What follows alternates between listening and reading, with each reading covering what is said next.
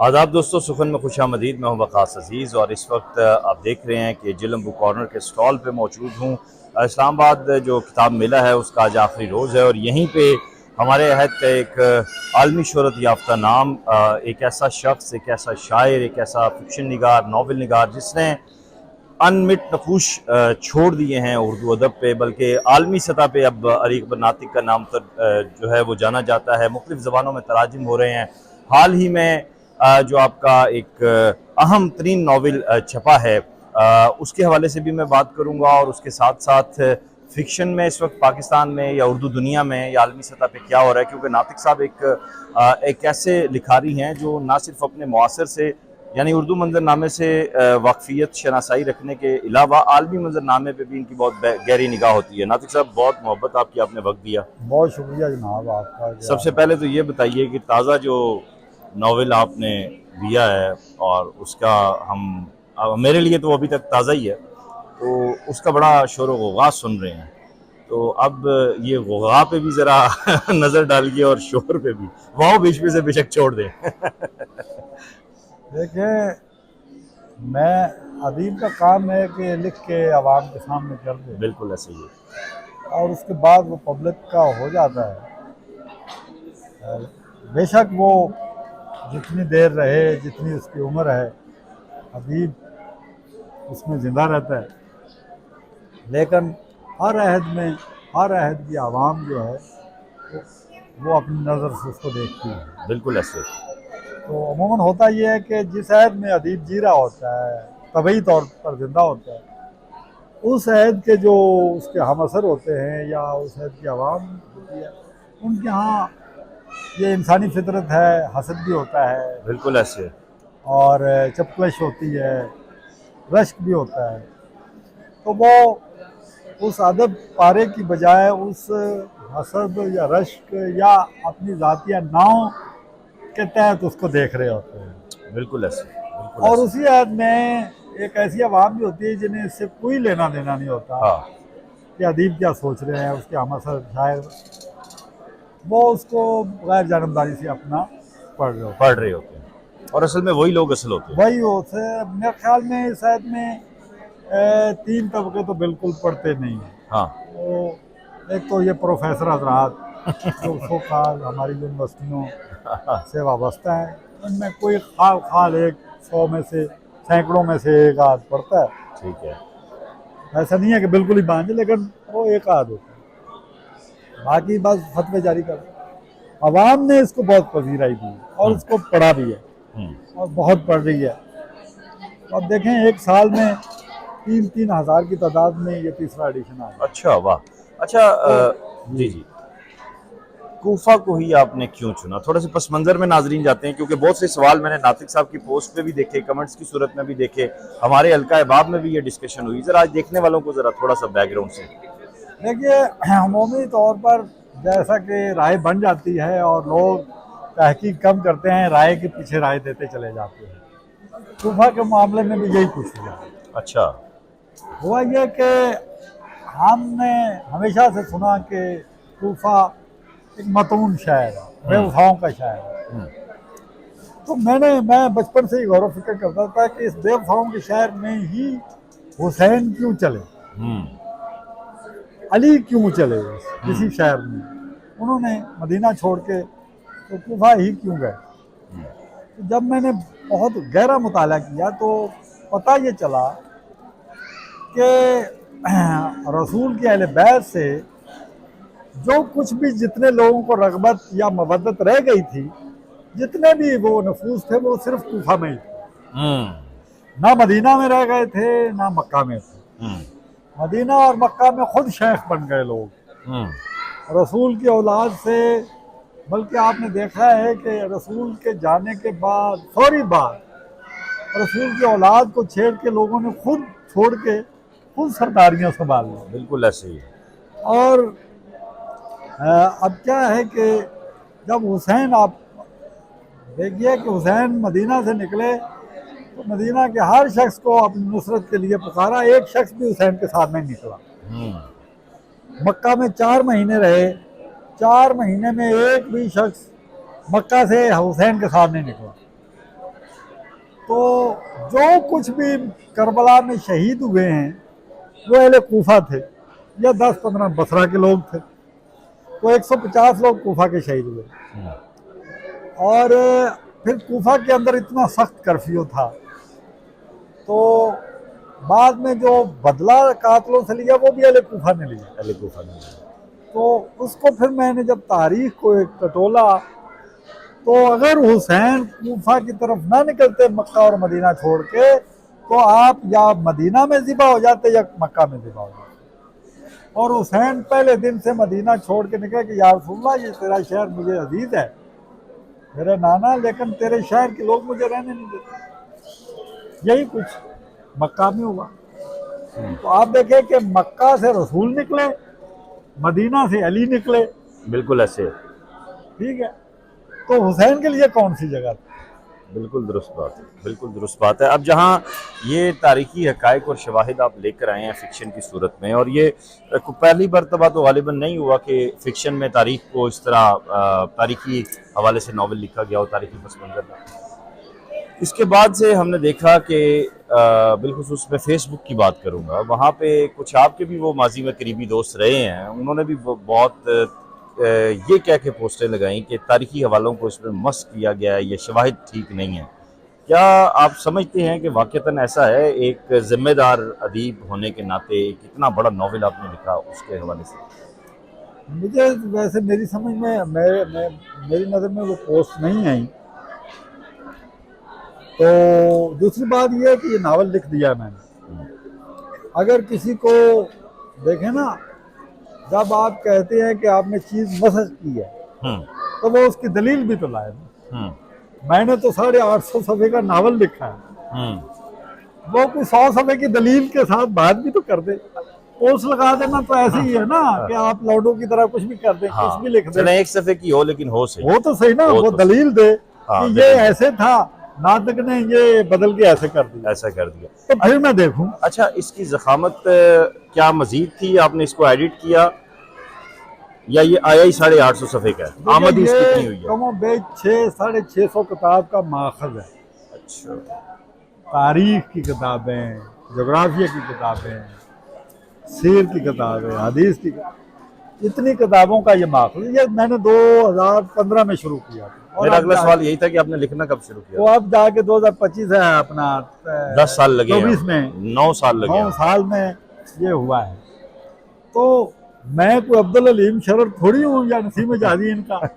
मैंने जो काम किया जिम्मेदारी से किया, और फिर उसको इस ममलकत खुदादाद में जहाँ हर कदम पे नासबी बैठा है, हर कदम पे हुकूमत का चाबलूस बैठा है, वहाँ पे मैं जो इसको लेके आया हूँ, और मेरे अदबी दुश्मन भी आपके सामने है। हाँ बिल्कुल, तो मैं ऐसे तो नहीं ले आया ना। लेकिन इसकी बहुत पजीराई हो रही है माशाल्लाह। नहीं, वो तो इंशाल्लाह होगी और आइंदा बढ़ती चली जाएगी, क्योंकि जो भी इसको पढ़ता है, वो मेरा दावा है कि वो आगे कोई आप 100 लोगों को आगे रिकमेंड करता है कि इसको जरूर। उसकी वजह ये कि ये अखलास के साथ ये कोई शिया सुनी को सामने रख के नहीं लिखा गया। ये इंतहाई सराते मुस्तकीम पे चलते चलते, हाँ, जिनका हीरो यजीद है उनके लिए तो फिर ये खराबी है ही है, आप उसका तो इलाज कोई नहीं है। ठीक है। अच्छा, तो जो हुसैन को नवासा रसूल समझते हैं, तो मुसलमान जो है कम अज कम, या जो हकीकत को जानना चाहते हैं, ज्यादा कह लें तो जो हकीकत को जानना चाहते हैं। अच्छा नातिक साहब, ये बताइए कि इस वक्त उर्दू दुनिया में मुअस्सर फिक्शन मंजरनामे में आपको क्या नया कोई तजुर्बा नज़र आ रहा है? कोई कहानी नज़र आ रही है, कोई नज़रिया नज़र आ रहा है, कोई किरदार नज़र आ रहा है, या कुछ भी नज़र नहीं आ रहा? देखिए, दुनिया में तो बहुत आला पाए का फिक्शन भी लिखा जा रहा है और लिखा जाता रहेगा हमेशा से, बहुत से। लेकिन आपको मैं एक बात बताऊं कि कुछ चीज़ें क्लासिक हो जाती हैं, वो तजुर्बा से क्लासिक नहीं होती। वाह। वो अपने उस मवाद से, उस आप उसको क्या कहेंगे, जो उसके अंदर मटीरियल दिया उसने और जिस तरीके से दिया, वो मतन जो है वो असल में बड़ा हो तो वो क्लासिक होता है। वाह वाह वाह वाह वाह वाह वाह। तजुर्बा जो है वो इसको एक महदूद जुज कह लें। क्या बात है, जो असल में कुल होता है फिक्शन का, वो मतन होता है। अब जो मतन है वो जिस कदर भी बड़ा होगा, चाहे वो कहानी की शक्ल में लिखा गया, चाहे वो कोई एब्स्ट्रैक्ट तरीके से लिखा गया, चाहे वो आप समझे वो कोई कोलाई है या तमसील है, कोई भी उसको तजर्बे में लाएं तो वो बड़ा फिक्शन बन जाता है। अच्छा, अब आपके लिए ठीक चल रहा है ना एडिट? आपके लिए जो मैं काफ़ी अरसे से ये सवाल सोच रहा था नाजरीन, मैंने कहा नातिक साहब से जब भी मिलेंगे तो फिर ये सवाल ज़रूर करेंगे, क्योंकि इनकी कहानी का जो बयानिया है और वो किरदार है बतौर मुसन्निफ, वो इनके लिए और हम पढ़ने वालों के लिए भी बहुत वाज़ेह और बहुत मजबूत है। लेकिन फ़िक्शन के नक़ाद के तौर पर अगर नक़्द की सतह पे देखा जाए तो आप किस चीज़ को फ़ौक़ियत देते हैं, बयानिए को, अलामत को, या आज जो कहानी के नाम पे कुछ नए तजुर्बे हो रहे हैं उनको? देखिए, कहानी दो तरह से लिखी जा सकती है। नया तजर्बा कुछ तजर्बा नहीं है, जिसको लोग तजर्बे कहते हैं, दरअसल वो कहानी ना लिखना आने का उनका मतलब एक इज्ज होता है। नहीं, वो ये कहते हैं कि ये एक आर्ट की नई डायमेंशन हमने निकाली। वो तो डायमेंशन निकाली है, तो वो अभी आपने देखा है कि एक बच्चा 10-12 साल का होता है तो वो कहते हैं ये लेवल में इतना ले गया, फलान इतना हो गया, 10 साल का बच्चा मोटिवेशनल स्पीकर बन गया। लेकिन क्या बात है कि वो 20-25 साल की उम्र में बिल्कुल ही मंजर से गायब हो जाता है। तो अगर वो बड़ा हुआ है तो उसको रहना चाहिए ना, बिल्कुल रहना चाहिए, नामे के अंदर लोगों में जिंदा हो, बिल्कुल, तो वो अपनी तहरीर में जिंदा होना चाहिए। तो ये तजर्बात ये वो ठीक है, लेकिन मैं ये कहता हूँ कि कहानी अलामत में भी है। मतलब काफका ने, बड़े राइटर्स ने कहानियाँ लिखी अलामत में भी, तमसील में भी और बयानिए में भी, जिसमें डायलॉग डिलीवरी कैरेक्टर्स के साथ जरिए भी की है और मोनोलॉग में भी की है, ठीक है। तो वो बड़ी कहानियाँ बनी हैं।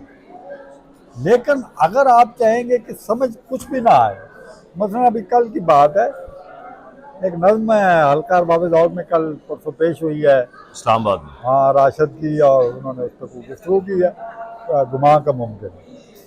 तो सारे इतना मरूब थे कि पता नहीं, ये जो समझ नहीं आ रही चीज़, ये बहुत बड़ा फलसफा है, पारा है और फलसफा है। तो मैंने कहा भाई ये मुंतशिर किस्म की नज़्म है, राशिद से ये नज़्म नहीं संभाली। जरूरी नहीं कि एक आदमी एक शायर बड़ा फनपारा दे देता है तो उसकी हर बात ही कोई सहीफा है या आयत है। तो इसी तरीके से जब आप कोई भी बड़ी चीज़ ले आए बयानिए में या कहानी में या अलामत में या तमसील में, वो बड़ी हो जाती है और बड़े शायरों की मिसालें हैं। लेकिन ऐसे ही मारी जाना जो हमें तो समझ नहीं आ रही, और वो उसको और कारी को क्या समझ आएगी। मेरा सवाल लगता है इसी से जुड़ा हुआ है कि क्या इस वक्त अफसाना लिखा जा रहा है? अफसाना लिखा जा रहा है, कुछ 2-3 लोग लिख रहे हैं, कुछ इंडिया में 1-2 लोग, लेकिन डिस्कस क्यों नहीं हो रहा? जिस तरह एक टाइम था कि आप आए, आपका अफसाना, उस वक्त तो सोशल मीडिया भी नहीं था, डिस्कस हुआ, मंशा याद का अफसाना आता था, डिस्कस होता था, लोग इंतजार करते थे। नहीं, देखिए कि अफसाना, मैं ये कहता हूँ कि इस वक्त हलकों में अफसाना पेश करने में कुछ तो लोग अपनी इज्जत बचाने के लिए पेश करते हैं, नहीं करते।